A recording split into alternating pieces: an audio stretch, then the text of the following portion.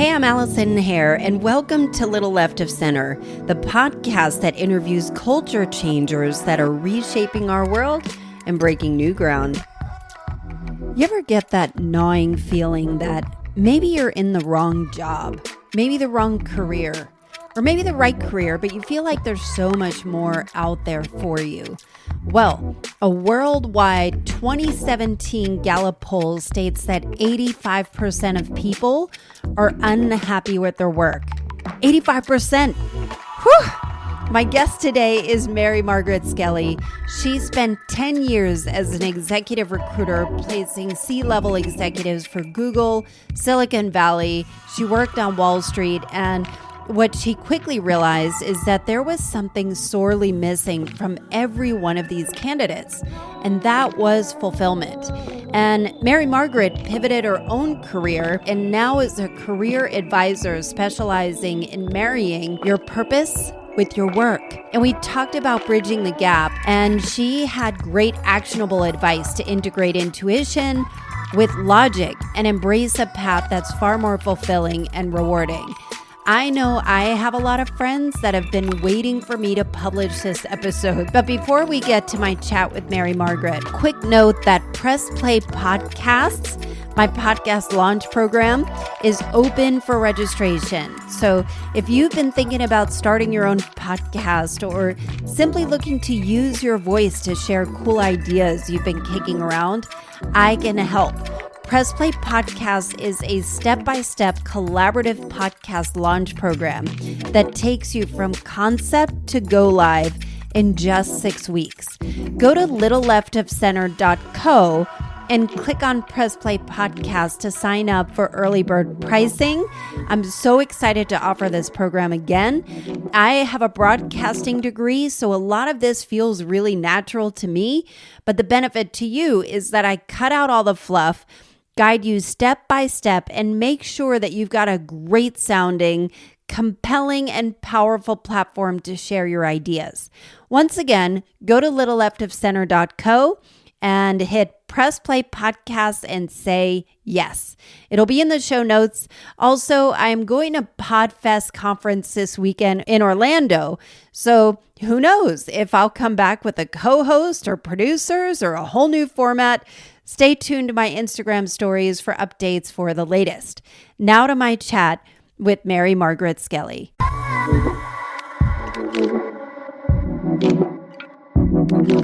We are here with Mary Margaret Skelly. She is a career advisor who specializes in women and kind of marrying the professional purpose with more of a spiritual purpose. And you have a background as an executive recruiter you worked on Wall Street, you worked in Silicon Valley, worked for Google and placing C-level executives. And you'd reached your own point of, wait a minute, there's got to be more, and women want more. So I'm grateful to have you on the podcast, but please say hello and introduce yourself. Let me know if I butchered any of your background, but I'd love to hear more. This is why I like talking to you, because you're in Silicon Valley, essentially. So you get it. You understand that life. And you're exactly right. That was the best, I think, most detail-oriented intro. So thank you. That's exactly right. I spent about 10 years as an executive recruiter, which was really an amazing job in so many ways, not least of all because I got to meet so many people and interview so many people at really senior levels and understand what their lives were like and their goals and really talking to them at vulnerable times when they're considering making huge career changes and taking on huge jobs. So I did that for about 10 years, and you're exactly right. Now I work with women one-on-one, and my goal is to inspire them to do the work they're meant to do and excel in it. And I call it the corporate to artist spectrum. And I work with women who are on any part of that spectrum, from women entrenched in the corporate world and lawyers and executives and so forth, to artists who want to bring a more business-minded sort of focus. Yeah, so I see my mission as bridging the gap. I think we have to integrate logic and intuition, the left and right brain, the intuitive, and the linear, And I really think a lot of us are feeling the pressure right now to do that, to bring all of ourselves, the masculine and the feminine, to work. So my calendar has filled up quickly, which is really amazing because it's so fun to do. Well, I think you're tapping into something at an interesting time. And I'm curious to get your thoughts on what is it really like from your perspective as somebody who's kind of entrenched not only in these conversations, but probably in data and statistics for what is it like for women and working and burnout? Yeah. Well, there are a couple of studies that just come to mind, and this isn't women specifically, but a Gallup poll in 2017 that was worldwide found that 85% of people are unhappy at work, which is tragic. And then there was one study that showed that half of Gen Z, which is the generation under me, left a job for mental health reasons. How many? Half. Wow. Yeah. And we don't know exactly the details, that's self-reporting. But for some reason, they did not feel mentally healthy at their jobs. And there may be many reasons for that, not all related to, what I do. But, and then, there's an article that comes to mind, and I can't remember where it was published, but just about the huge amount of women burning out before the age of 30, which is what happened to me. And there are so many factors, from just the external pressure that some of us most of us sort of play into. But I think it affects all of us. But what happens for women especially, I think we feel the burn sooner. And we know, men are burning out too, and I have compassion for that as well. But the dominant principle at work in the American and global workplace is the masculine principle. And that is the linear principle that gets a lot of things done, and we all have it, and it's so valuable, and we don't want to throw the baby out with the bathwater. But we're missing this whole other half of us, which is our intuition, which is our ability to nurture. And I don't, historically that's been seen as weak, but I mean that in a really sophisticated sense of even nurturing talent and nurturing happier employees, more fulfilled employees who are going to be more creative, nurturing our own creativity. I think we suffer from a lack of creativity, and also working with our cyclical nature. So the feminine nature is cyclical. The masculine workplace is always 9 to 5. What do you mean cyclical for women? Well, quite literally, we have monthly cycles. That's what I was wondering. And it's unintelligent and unevolved to me to ignore the fact that there are days out of the month when we're going to get more done. And for women to sort of reclaim that, look, a couple days of the month, you're going to take it easy and that's fine. And then a couple days of the month, like, you are 10 times more productive than the guy next to you. So it's not about asking for concessions or that sort of thing. That's what I was wondering. Understanding how we work. Yeah. I mean, on a good day, you can get so much done. And then the next day, you're sort of always judging yourself by your most productive day and kind of feeling bad. Like, you're in sales. Like, oh, that one day I made like 100 calls. Why can't I not do that every single day? Yeah. And so we hold ourselves to this sort of linear, we treat ourselves like machines and like widgets, and we've taken the humanity out of it. And I mean, we've seen across the board, across industries, people who are recognizing this and tackling it in various ways. So I have a lot of hope. But I do want to be part of the conversation. And I think women have this, we are even more motivated to work in a totally different way.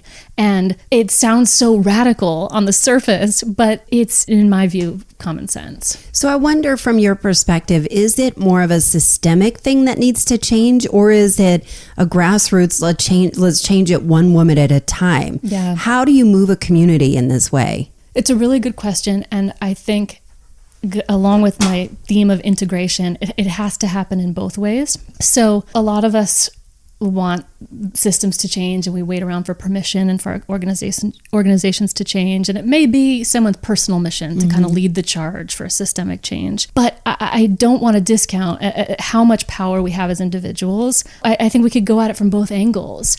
But I don't think the future of work is about necessarily even working less. It's not about time management. It's not about necessarily better benefits being the cure for everything. I think it's about individual energy management and focus. We are in an age of obvious technology overload. Yogi Bhajan, who brought the kind of yoga I do, Kundalini yoga, to the West, he called it info dementia. We literally can't handle the amount of information that's being thrown at us. Even if you decide to go on, I always use this example, the paleo diet or the vegan diet. You can Google it and you will find definitive information backing up whatever you choose.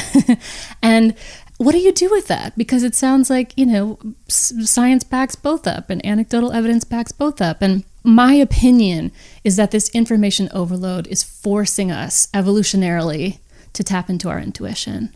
Only you can know which diet is best for you, which job is best for you, which, whatever. So I think that we are being forced to evolve. And a big part of this is energy management, clearing out the noise, clearing out the things that we're doing just because somebody else told us we had to do it. I think that's a beautiful way to put it. And from my own perspective, so I've been working at Salesforce for 3 years. And 2 years ago, I was in a spot where I went to Kelly Knight at Modern Mystic and I had a tarot reading. And I told her, I'm like, I don't understand. I was like, I have a great job. I'm treated well. I have work-life balance. There's money in the bank. I'm not concerned that, I don't know where the next meal is coming from. I've got a husband I love, kids that are happy. Why am I not fulfilled? Why am I not happy? Why isn't it enough? And one thing I've noticed my whole life is I've always done really well with a creative outlet. Yet I don't really feel very creative. Maybe in certain ways, like this feels very natural to me, but like drawing an art or making something look pretty is not really my thing. So I remember going to her and just going through this journey of just, why isn't it enough? Why can't it be enough? Why am I always dissonant? Why am I always irritated and frustrated? And it would just grow louder and louder and louder until I started this podcast. And like through times in my life, I've always found myself much happier when I've had a creative outlet. And at the same time, I would love to do this full time, but I really like money. I like what I do too. Yes. So how do you bridge the gap between, sure, I'd love to run off and be an artist, but what about the money? Right. And why is the money so important to me? Right. I'll put myself in therapy while I've got you on a couch in my husband's 12-year-old studio. Yeah. Well, I think creativity is the cure. And I think that's what's missing from a lot of our lives is we don't have the opportunity to create. And I love, you had a solo podcast and you were talking about how you almost wish you were like a singer or, something that people could grasp, like, okay, she's this. And that's why I started my Archetypal Woman series, which comes out every Tuesday and profiles a different woman who has explored exactly what you just asked me about, because the answers are going to be different for every single woman. But my aim is to spark inspiration and to show you ideas of how it might potentially look like for you. And so, past women I've featured, one is a lawyer who also has an astrology consulting business for Fortune 500 corporations on the side. She's really cool. Whoa. I'm so excited for the one coming up on Tuesday. She's a PhD in biosciences, works as a scientist in public health, yet she's been creating art that sells for like thousands of dollars on the side. Wow. To your question, I mean, it took her, I will say, it took her many, many years to get to that point. And so I do think for a lot of us, we have the years of exploration, but money is very important. And that is a big part of my mission is for, a lot of women come to me and they say, well, especially in the artist side of the spectrum, it's not about making money. I don't need to make any money. And I challenge that because money is just energy. It gives us the things that we want to do and experience on this earth. And so it is very important. Not to mention people with money have the power and influence. And it's been in some pretty strange hands for the last, thousands and thousands of years. So I'd love to see it in the hands of people who are conscious about how they're going about their work life. So I agree that it's very important. And when I work with women, very rarely do I suggest to them or ask them if it's time to quit the day job, because often what happens is will apply for another job, or intellectually will say, I should do this, or I saw my friend go off and do this. That must be the answer. And that, especially for women, is rarely how it works. What happens is, the only way it happens is that it's unveiled step by step. And so what I would say to somebody who feels completely stuck is there a book that's calling you and you don't know why? Is there a class you want to take and you don't know why? Is there someone you want to meet for coffee? Is there an outfit you want to buy? Start following the small intuitive hits, because there's a lot for us to kind of unravel in terms of our conditioning, in terms of what a successful work life looks like. And so it's an unveiling. Tell me more about the conditioning, if you will, because how do we recognize what is conditioning and what is us? Yeah. Whatever is you is what makes you feel lighter and more expanded, and what just makes you feel calmer. Life isn't supposed to be such a grind or so hard. And I think some of us were put in extremes to see the grind, to really realize that's not what it's about. I told this story earlier. I'm very close with my dad, and he's an amazing person. And we laugh because he had 5 kids. I'm the oldest. He used to get into work. He was a lawyer at 3 a.m. every day. So he could be home at 5 p.m., for the kids, and then do a little work after that. And that was my model for what work looks like. That looks like a damn grind. It's a grind. It's, and to a certain extent, that's a personal, he's a workaholic. But to another extent, it's like he kind of was just doing what needed to be done to get the job done in a really good way. He cared a lot about it. And it's not so different. That's an extreme, but that's sort of the expectations, in modern business. And I think from an early age, and I want to be careful about this because, again, I don't want to throw the baby out with the bathwater. The discipline and endurance that we learn from things we had to do as kids, I was on the swim team, and, I didn't want to be on the swim team necessarily, but I look back and I'm grateful for what I learned. But early on, we're just taught to shut down our feelings about things. And that's, again, it's a dance, but we're sort of shown what's important. And school is all about getting a good job so you can be successful. There was a study done with elementary school children, and in kindergarten, whoever was, I forget the details, but whoever was putting the study on asked kindergartners, who in here is an artist? And everyone raised their hand. Have you heard this? And then it goes up, in the 2nd grade, half the class, and then in the 6th grade, like 2 shy people. And I think part of that is, first of all, kids realize, like, if I call myself an artist, if I'm putting myself out there in that way, it's like I'm bragging. So I'm just going to shut that down. And then that's just kind of a microcosm for what happens, for the rest of your life. To call yourself an artist, that's a huge... In our culture, it's like, well, is it any good? Or, I could do that and that kind of thing. So, but I love what you bring up about the creativity, because you don't have to be a literal artist with a paintbrush in your hand. You just have to create something. And for some people, that could be like a better time management system in the law firm, or, a better, hourly tracking your time sheet, that kind of thing. So it doesn't have to be so literal. And I think that's where we've gotten tripped up as well. I remember when I was 12 years old, and I remember going to my mother and saying, and just crying and saying, Mom, I'm not good at anything. I wasn't good at sports. I didn't really care about sports. A lot of the friends were interested in a lot of things that I was in, and I just felt like I never had any kind of aptitude for anything. And it has haunted me my entire life. And finding my voice, like when I got into college and had my first voice and diction class and got on the radio, every light in my body lit up. And I was grateful for that. But I also know there are people that aren't necessarily inclined to create or feel very stuck. And I'm wondering how much of that is a devaluing of themselves as a female. Like, how much of it is esteem based? Yeah. It's so funny. I just got a flash of my he's now passed, but my grandfather was in the Arizona state legislature, and he was the most consistently furthest right voting legislator in Arizona.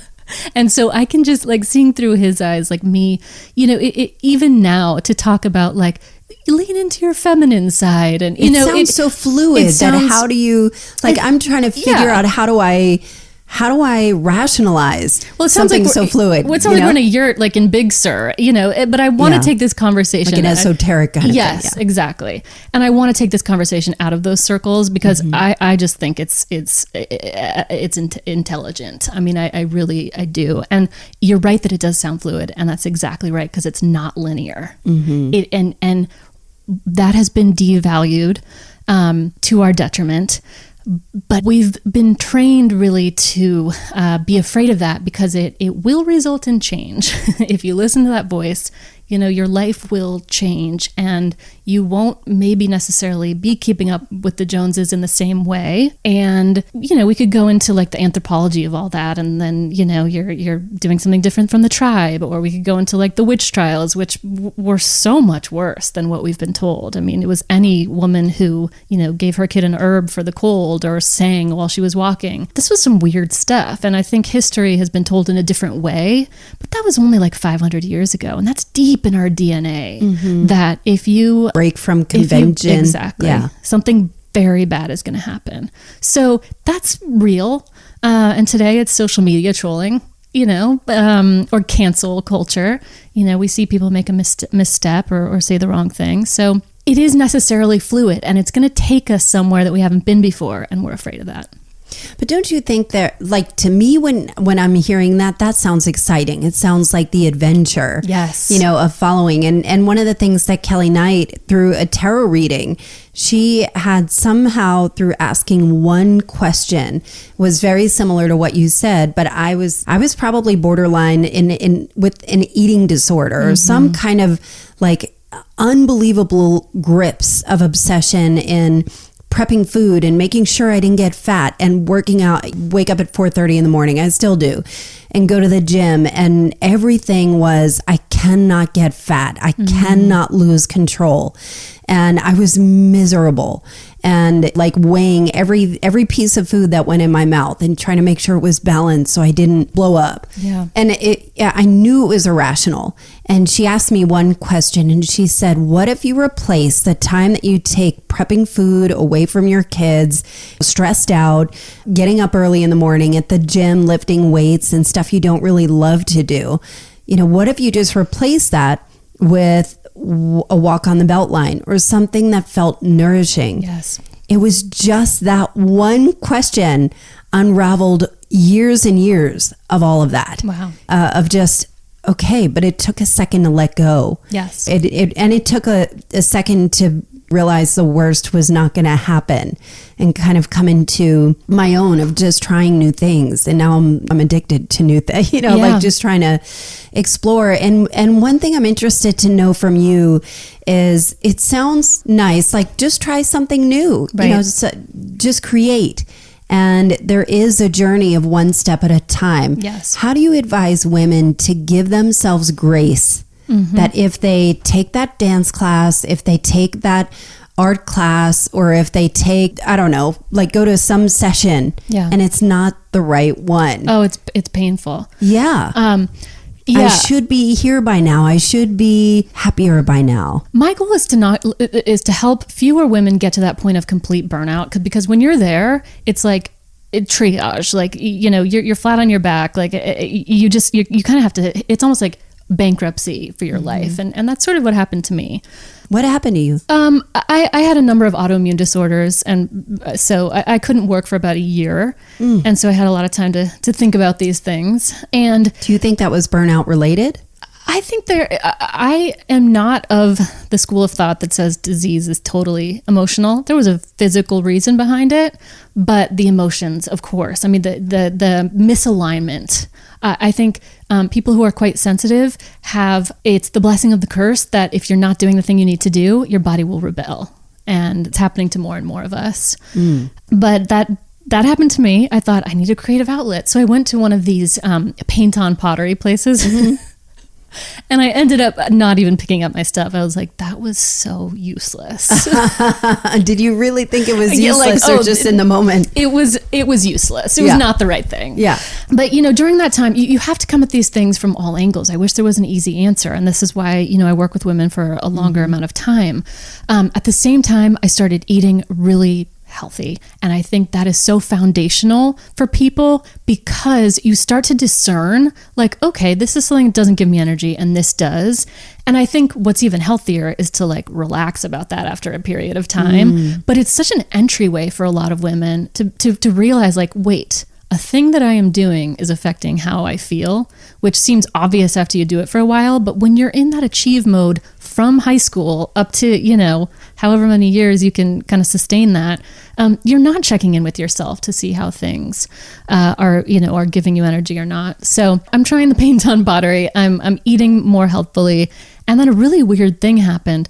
When I was home, I moved in with my dad. I was living on his couch and I started cooking. Awful. It was awful. That sounds I know. My friends are getting married, buying houses, all of this, you know, and so it was rough. But I started cooking dinner for my dad every night and taking care of the dog. And it was very strange because I was like, this feels good. It feels good to take care of people around me. In many ways, I'd been so selfish for so many years because it was all about achievement. And that was like the first inkling of like, okay, does this mean I should nanny? Like, what does this mean? All of these things happened in tandem. And I did a lot of reading, which I think, you know, we can get stuck in just reading the books and not actually doing the thing. But there is benefit in just like soaking in other people's more elevated ideas. So I did a lot of reading. And then, you know, I finally found, there were some false starts, but I finally found Kundalini Yoga. Tell us more about Kundalini Yoga, what it is. Yeah, it's 4 things. It's breath, mantra, meditation, and then physical yoga. So, you know, speaking of coming at things from all angles, like it really works you out on all levels, mind, body, spirit.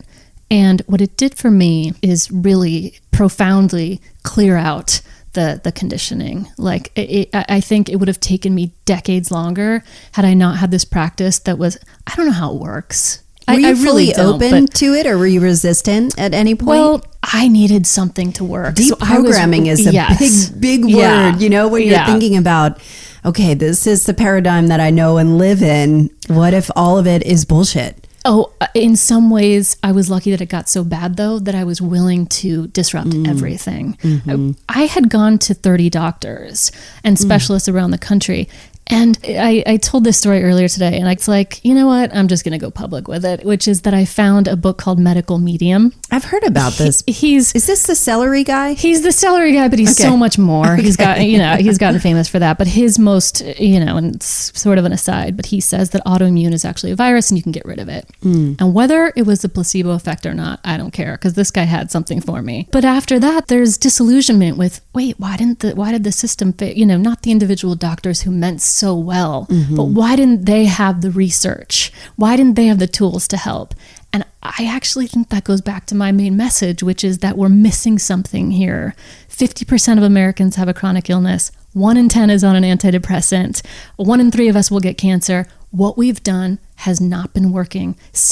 Everybody knows an alcoholic or a drug addict. Things are dire, and it's not the time. The things that we have tried are not working. We see it in all of our institutions. So while we've been afraid of change, we don't have much to lose, and we have a lot to gain if we sit back. And, you know, medicine is just one obvious example of where a little less hubris, a little less financial incentive, backing certain research studies, a little more of that feminine nurturing to step back and say, are we really serving people? And that's actually a true masculine trait as well. When I think of like the elevated masculine, I think of like a tribal elder who's wise and who is concerned with balance and making, you know, understanding that everything has a ripple effect. So, I mean, that's an integrated look, you could say. That's not neither masculine nor feminine. It's both. I love how you put that. And one of the things I've been thinking about is productivity. And from the moment we wake up to the moment we go to bed, we are scheduled to hell. And we leave no time at all. And I'm a huge offender of this, to process anything that happened, let alone all the shit that's thrown out at you that you just don't have time to process. And I'm assuming that's probably what manifests in your body in terms of disease and things that aren't working well. And I'm wondering, people are in this mindset, and I am one of those people too, that I feel like if I'm not working on something, if I'm not moving something forward, I'm lazy and I am useless, and not useless, but I am wasting the opportunity of having this life, of having whatever gifts and talents I have. Yeah. So I'm assuming, because I've talked to a lot of people that maybe feel the same way, I feel like I'm not alone. Yes. How do you guide women like me to unravel from that? Or is there a value in that? We have to be pioneers in a way, because we're not going to get a ton of support from the traditional environments. I believe that because I've had an experience that the being versus doing can have an impact. And so I do think women and all people have to have an experience before they can really be convinced that it's okay to not be going. And the experience that I've had is that if I take a weekend and go to a Kundalini yoga immersion, or I get up a few minutes early and do a meditation, things just start to solve themselves. And I can focus so quickly. I can be so productive in an hour. Something that would have taken me all day, I'm so clear that I can get things done quickly. We have to be productive. We want to move forward. We want to create new things. And really, though, we can't work any harder. How much harder can people work? I mean, I'm patriotic about Americans. We're hard workers, and I like that because I think we want to work. We want to be productive. We want to be creative. We want to contribute something. But we have to manage our energy. And so the clients that I work with, and the majority of them do, who have a regular meditation and or yoga practice, I think it's important to have both the physical practice and then the meditation practice. They can just become so much, like I said, focused and clear. But then it's hard to believe until you have an experience of it, but things just start to fall away. Like BS that you spend your time on during the day falls away. And you also, because you're more clear yourself, you start to identify where you're wasting your energy. Like, this friend is calling who won't solve her own problem, and I usually listen to her for a half an hour at night. But that's not a good use of my time. So I'm either going to tell her that, or I'm just not going to take the call because it's not serving either of us. And it's actually the kind thing to do.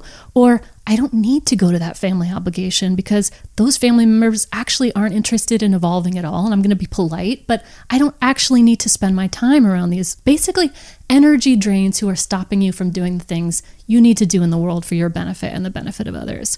Or I clean my house, all day on Saturday. Why don't I invest in a house cleaner? And these are metaphorical because we can't all, it's going to be different for every person. But a few minutes of meditation every day, and these things start to become really clear, and you see what is just completely wasting your time. You'll like this one. What I see, I used to see this in corporations, and I am embarrassed to say I used to be a part of it, but anytime a corporation rolls out a new system, like a new Salesforce, tracking system, I mean, how much energy do people lose by complaining about it or complaining that they have to learn a new thing or it's not a perfect fit? I mean, that's one example, but that's an energy drain that's taking you away from your life. And if you just took an afternoon and learned how to work the system and then never talked about it again, there are a million ways that we're wasting time. And using the feminine to set aside time to get clear, to take a deep breath, to quickly identify those things, you can cut out like half the things you're wasting time on.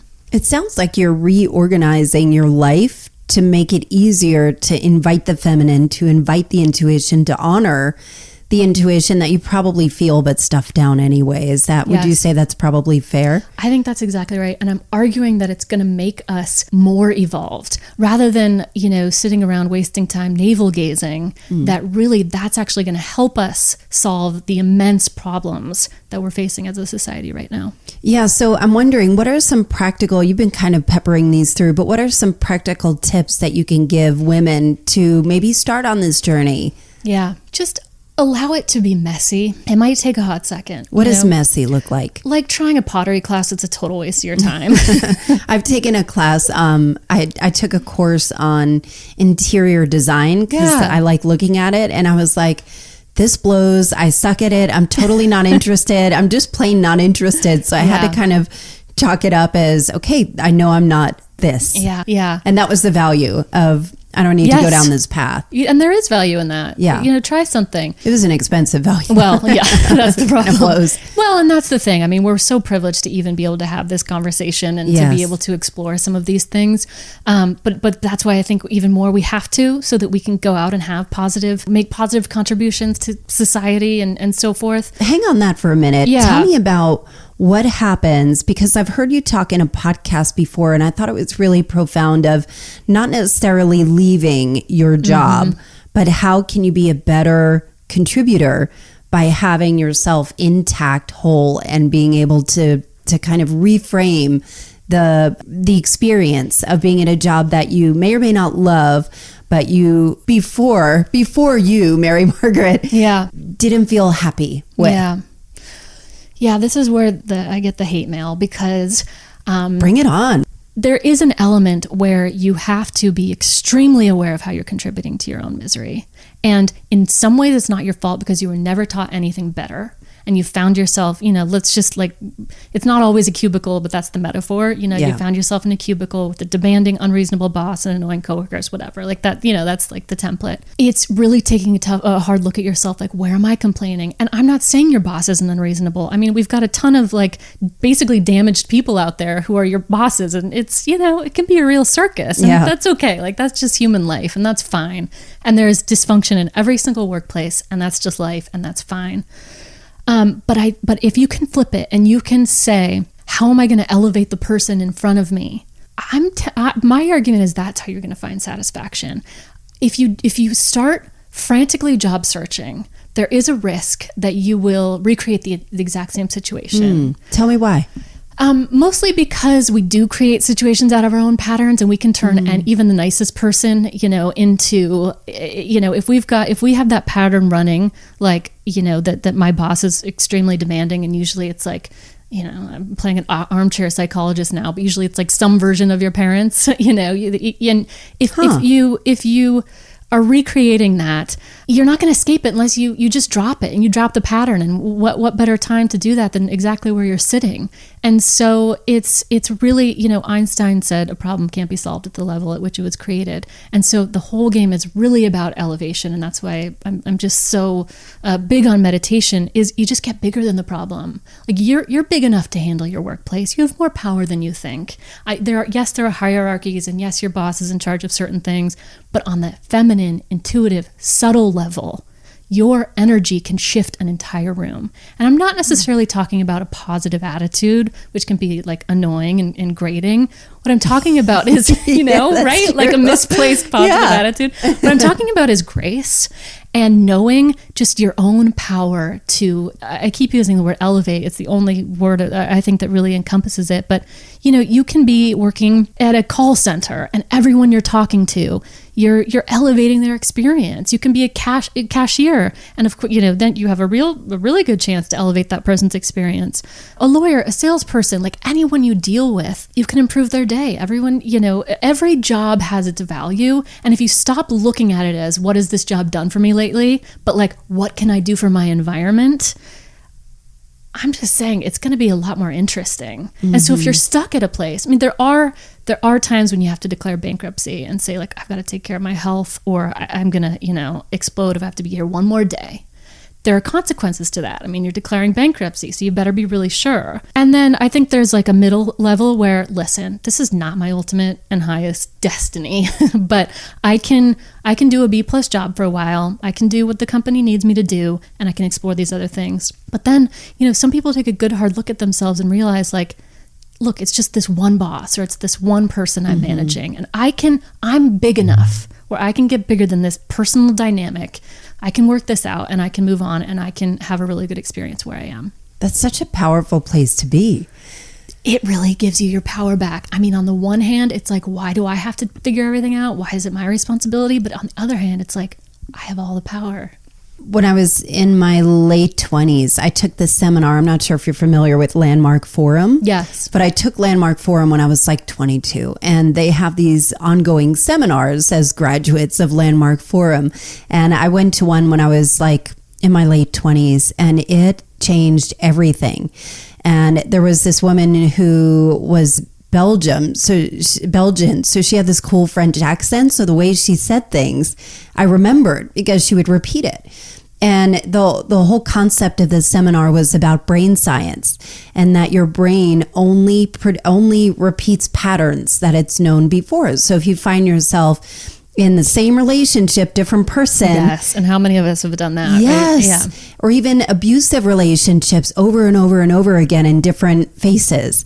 And the way she positioned it is that if it is a fight or flight thing, you're not present, your brain just takes over. And if it is a repeating pattern, it's your brain just does that on its own. The only time that you are present is when you're creating. That's beautiful. And I agree. I agree. Oh my God. It was so life-changing to me. So understanding of that, just keep creating, just find ways to create is the key to everything. Wouldn't you think? It really, really is. I have a good friend, and she and I joke because she was on the sell side of advertising, and she reached her limit, and she was like, this is it. This is not what I'm supposed to be doing in the world. I'm going to go to the buy side of advertising. Like, that's the most creative thing she could think of at the time, because she just couldn't imagine, like, well, I'm an advertiser. Like, I couldn't possibly do anything else. Now she's a Reiki healer in Los Angeles. Wow. So she totally, went a different route. But that's what I mean. It got messy for her in that, she tried the thing that her intellectual mind was like, this will be better. And by the way, this is all you could ever hope for because you chose this advertising route.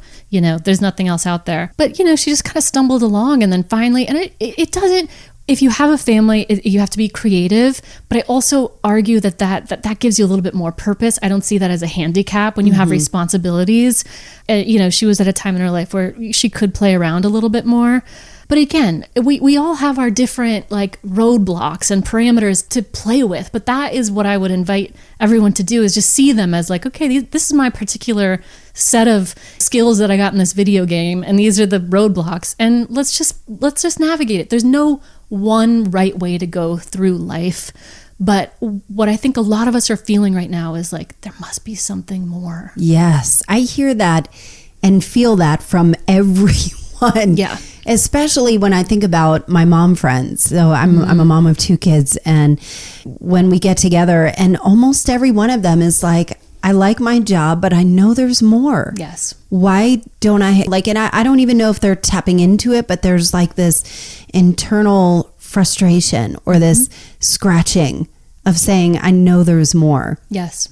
And I wonder, as somebody who has kind of taken that scratching and said, let me just try new things and figure out something else, because I couldn't, like the pain of staying still was way greater than the pain of trying something new. Yes. When you're working with somebody, what does it look like for you to work with somebody? Because now you're doing one-on-one. Yes. And I understand that you've got several facets to your practice or to your offering. I don't know if it is through Kundalini Yoga that you work with others, but tell me more about the model that you work within. Yeah, it looks so different for every woman. And it's, in a way, it's like no sudden moves, because the internal work has to be done first.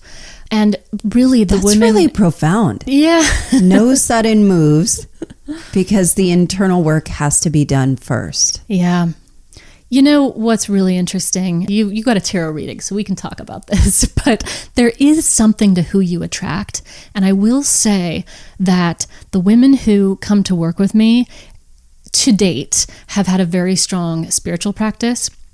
And by very strong, I mean, look, we're all like stumbling along. Like, they try and do a meditation every day. And, maybe some days they get in more, or they catch a class when they can, or go to retreats. But they're into this thing. And they make such quick leaps. It's like, and I will say too, like, I sometimes catch myself, I'll say the word help, but that's not really what it's about. It's a transmission of, I have organized my life in a certain way that is a little bit different, and it's very freeing and expansive.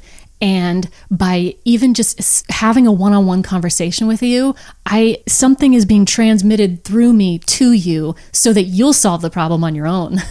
and that's what happens, is that, I mean, it's really like holding space and asking the right questions, because my feeling is that everybody knows inside what they have to do, but it has been buried under years and years of conditioning. And so exactly what happened with you in that tarot reading. You ask one question and the whole facade crumbles because you just haven't really thought about it in that way before. And that's generally, that's generally what happens. And it tends to happen pretty quickly. And that may be because women come to me like right when they're about to do something big, but they need a little bit of permission. First of all, I can organize things in a way that just makes things become very clear. And so the next steps become clear for them. And then it's like I give them permission. What do you think is holding women back? Fear of a few things. The first is very real, and that's the stability, which we've been taught to value above all else. And it is very important, especially once you have kids, a certain level of stability. And this work, it does take kind of diving into the unknown. And this may not be PC, but I think finding the right partner helps so much, both for both people in the relationship. But to have the right partner like romantic partner or partner. Romantic coach, partner. Right. Yeah.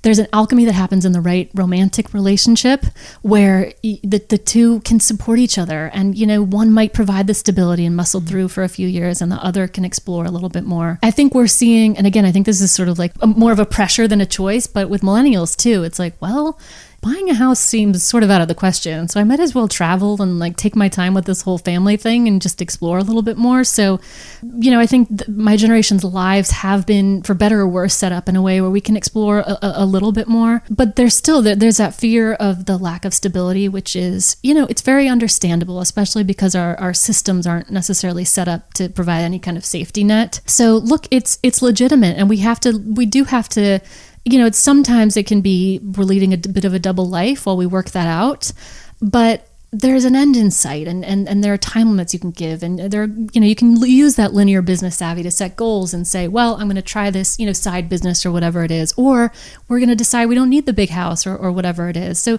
I mean, it's coming at it from all angles, but I do think, illness is a great catalyst for reprioritizing. Let's not get to the illness part. Yeah, right. I know. If you can kind of cut yourself before that. Yeah. How do people contribute to your mission?